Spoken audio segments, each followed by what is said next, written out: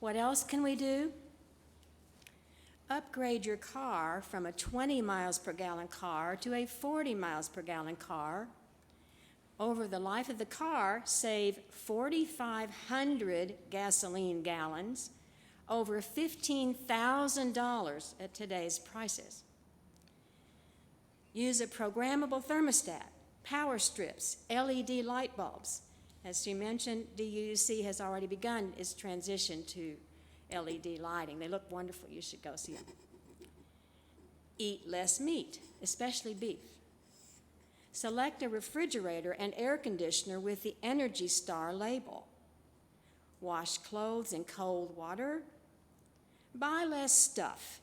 Reduce, reuse, recycle. Al Gore's 2017 book, Truth to Power, lists many more ways to make a difference. I'll give you only a brief outline here. Find specific suggestions and more detail about each section in the book. Be an involved citizen. Speak at a town hall meeting or forum. Write articles and letters to the editor. Build relationships with journalists. Talk with climate deniers. Make your business more sustainable. Go solar at home. Eat more plant-based food. Buy organic and local. Travel with airlines that offer carbon offset options. This is one I had not known about. Support the Green New Deal resolution. Senator Durbin plans to buy a polar bear for his young granddaughter. Polar bears, he fears, will be extinct in her lifetime. And the waves still roll toward the shore. Thank you.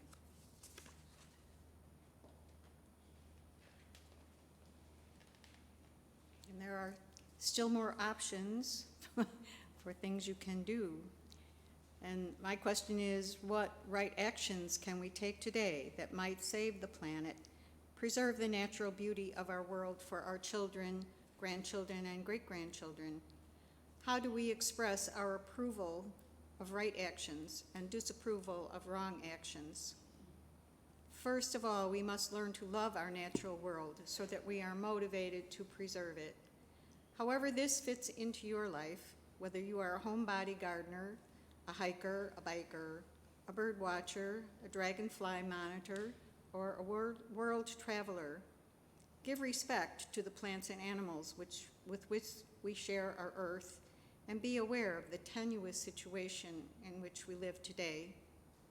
Second, be motivated to take action, whether that be to stand on every corner, to take part in a letter-writing campaign, stay up to date on the ever-changing rules of recycling, shop for environmentally safe products, do something, and be persistent in your efforts.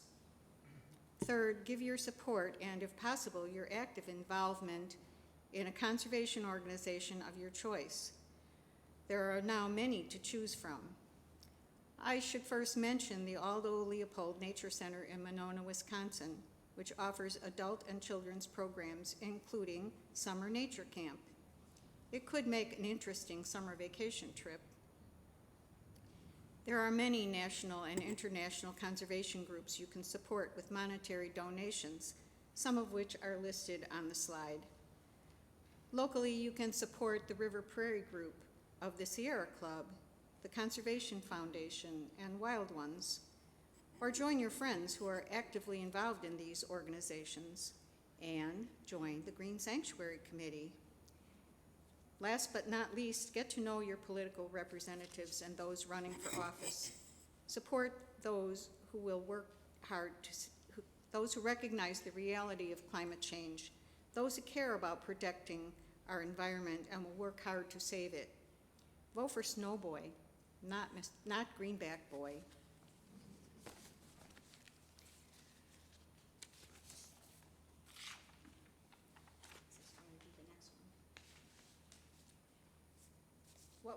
What will you pledge to do? Here are some simple suggestions. How many are you already doing? And what else are you doing? And what have been your challenges? If you want to give us some ideas, Susan and Kate will bring you a microphone and you can tell us, what have you been doing? And what do you find so challenging about what your efforts are frustrated or successful? Tell us. We're there, Mark. Hi, I'm Mark Ailes, and I've been a member of Citizens Climate Lobby for a couple of years now, and we have a bill that's been introduced in Congress, House Bill 763, and it is the only bipartisan bill that's been introduced in Congress in over 10 years. We do have bipartisan support on outside of Washington. The mayor's group, which is made up of both Republicans and Democrats, have endorsed our plan, and so we're making some progress. It's slow, but I have letters that you can write to the congressman outside that you could sign. So it's some action you could take today to try and move Congress to take action on climate. Thank you.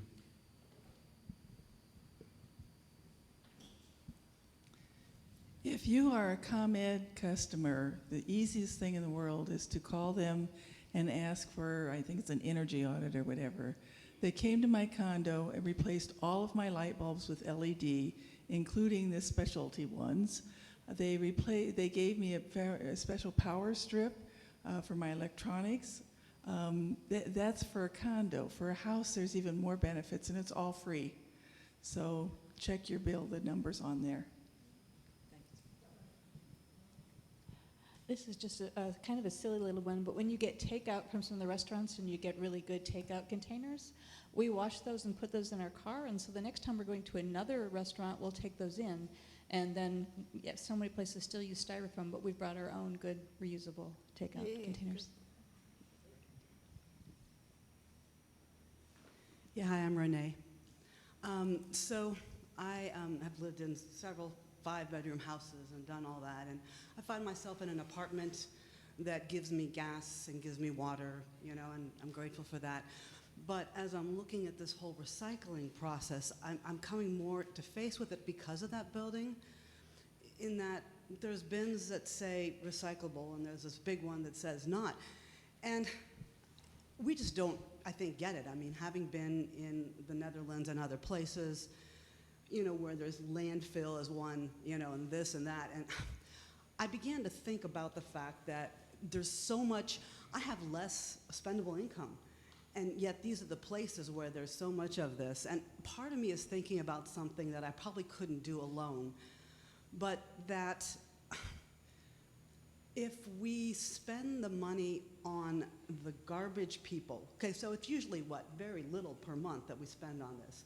And if instead we do this through the government somehow, so that they are responsible to do this well. Garbage men get paid a whole lot more, these things get solved that way. And if there's only one city, Naperville or Wheaton, that we get these changes made by going through that, the money goes a different way, because obviously some people can't afford this, but if we somehow do it in a way that it becomes a priority, that this stuff doesn't just go into landfill, that it really does get recycled, I am now so sure that none of this almost gets recycled. They go, oh, well, half the people throw crap in the bin, so we just throw it.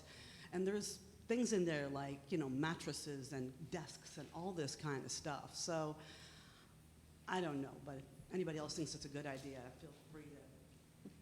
Thank you.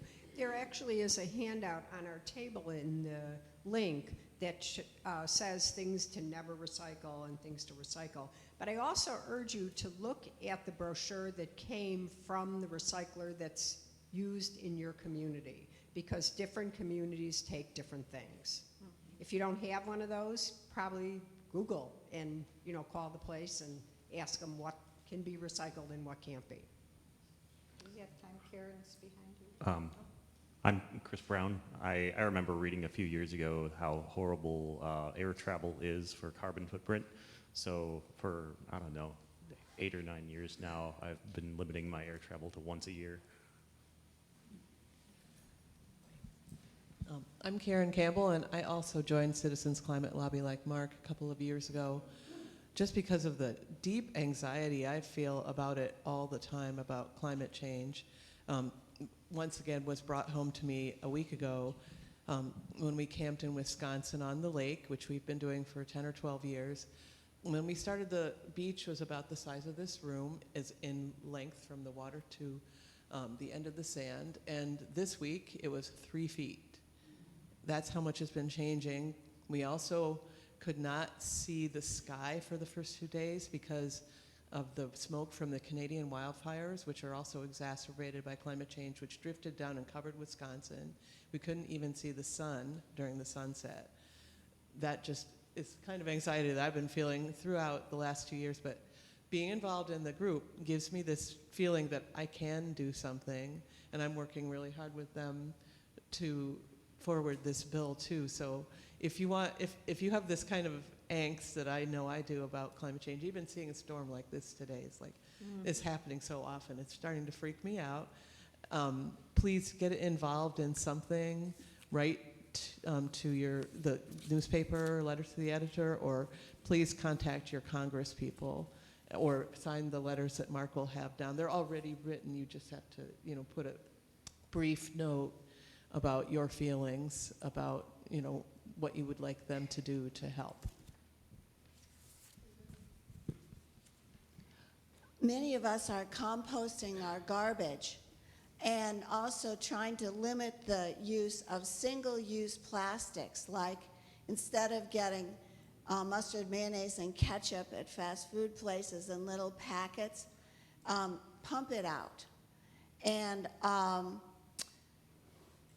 thank you. Yeah. Let's take 2 more, Kate. Okay. I was just going to say that to get more bipartisan support, we need to start supporting action and legislation to try to get money out of politics. Citizens United is important to do that, because as long as lobbyists and corporations can give millions and hundreds of thousands of dollars to people we elect, no change is really going to happen, because the oil and coal are the ones really making the decisions.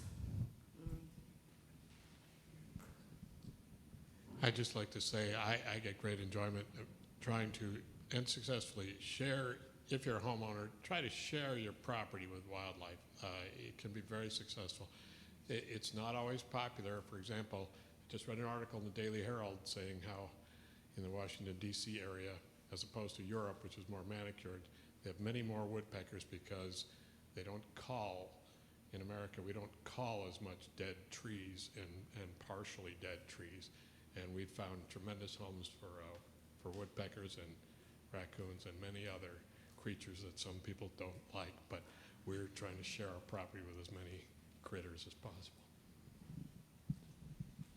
And we'll continue this conversation throughout the year.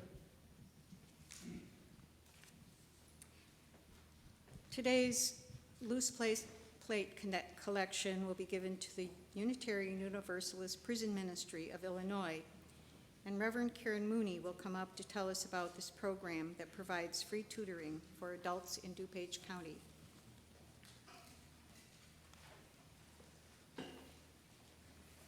Hello, good people. I'm here from the Unitarian Universalist Prison Ministry of Illinois. For those that don't know me, my name is Karen Mooney, and I had the honor of being in your pulpit about 4 times this year, and it's been just a delight to get to know you. Today I'm here to talk about something else, about circles, about how circles teach us to be the people that we know that we need to be and that we wish that we were. Circles in the web that we've been talking about, in the environment that we see, teach us that everyone is needed. Teach us that all of the points of the web that we might see throughout the world that we live within are important. Those insects, those mosquitoes that we love to bite and hiss and what the heck, are needed by birds in order to thrive. Circles, my friend, teach us that leadership does not happen by one person taking and striving forward and making their way into whatever it is that they want to do. Circles, like just happened here in this room, offer us a place where we can learn from one another, where we can affirm that all of us belong, where we can affirm that everyone within the circle has power of their own voice, of their own story, of their own personhood. We run circles in prisons and jails and the Unitarian Universalist Prison Ministry around the state of Illinois.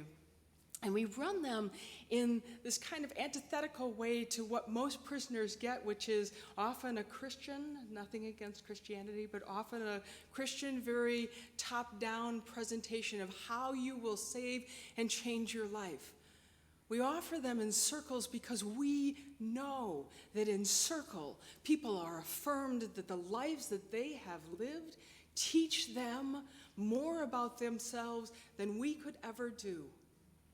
We teach in circles, we advocate in circles, we work with other people to understand what is needed. This year what's come up is air conditioning. Holy cow, can you imagine as we retreat to our rooms where we control how hot it is? Can you imagine over the last 2 days being in a cell of some kind with no control over the heat that is coming at you? In buildings that hold heat throughout the night. We advocate, we build relationships with people through pen pals and visits. We help people to understand what it is that that the prison industrial complex looks like through teaching. We advocate for people and congregations to walk with people who have come back into our midst so that they might be able to continue walking through in a faithful way to the communities that they are returning to. We work in circles. We work in circles because circles remind us that we are all part of this web, that every single one of us, seen or unseen, is part of the communities that we are found within. We work in circles, and you, my friends, are part of that circle as well. As you take out money to give us for the work that we do so that we continue to bring forward this idea of circles being primary to how we treat one another. As we bring forward this idea that circles help us to understand not just ourselves, but the world in which we live. I wonder if 2 or 3 of you would dream up a number and add a 0. This is important work. All of this is important work. But how we treat those who we have put out of our minds because we have taken them out of our communities and put them far enough away that they don't seem like they're part of our circles anymore, determine how we treat everything in our world, including our environment. There is nothing, my friends, that is beyond the reach of the web, including the people who are living now at Logan, at Stateville, Menard, Pontiac, Canton, Rushville. Please consider joining us, if you would, in the offering of a little bit of ka-ching. Going towards the right cause, though. And if you're interested, I've got some pamphlets for you. Thank you for your faithfulness and for the faith that you live into this world, not the one that you only keep in the minds of your heart at 4 o'clock in the morning, but that faith that you are willing to bring forward. Be faithful for those who can't be.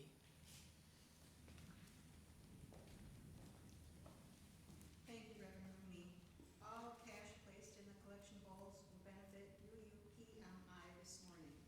If you wish to write a check to UUPMI, please write the check to DuPage Unitarian Universalist Church with UUPMI in the memo line. This morning's offering is for this important work will now be given and received.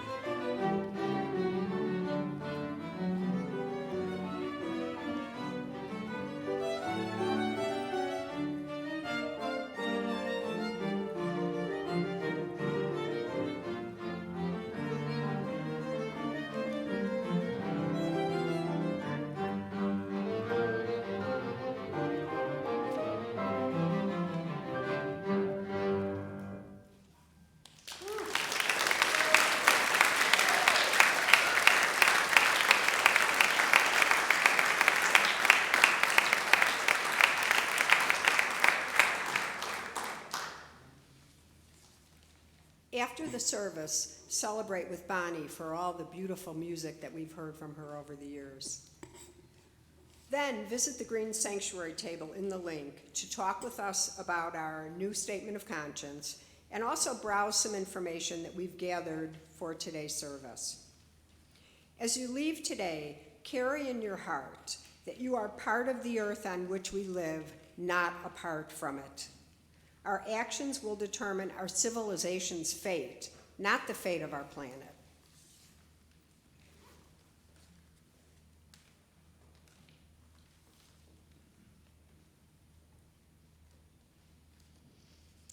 Good morning. My name is Kat Gelder. I'm the chair of the Sunday Services Committee here at DupageUU Church, and I've had the pleasure of working with Bonnie while I've been chair for the past couple of years. So I want to take just a few minutes out of our service to honor Bonnie before her celebration down in Creeves. She is our retired music director, and I want to thank her again for the lovely and amazing music today, and to Karen and Mary for also contributing to that. As many of you know, Bonnie retired from her role as music director here at DuPage Unitarian Universalist Church at the end of May after a wonderful 31 and a half years with us.